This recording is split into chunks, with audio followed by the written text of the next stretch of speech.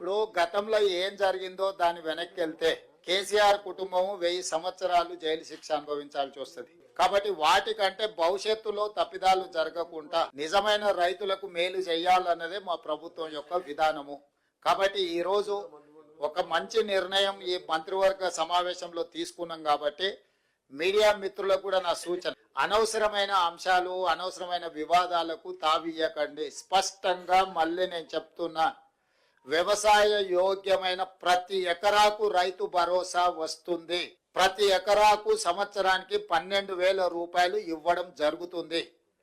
భూమి లేని వ్యవసాయ రైతు కుటుంబాలకు సంవత్సరానికి 12,000 రూపాయలు నగదు ఇవ్వడం జరుగుతుంది.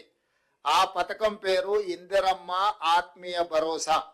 రేషన్ కార్డులు జనవరి 26 నుంచి రేషన్ కార్డులు లేని వాళ్లకు రేషన్ కార్డులు ఇవ్వడం జరుగుతుంది.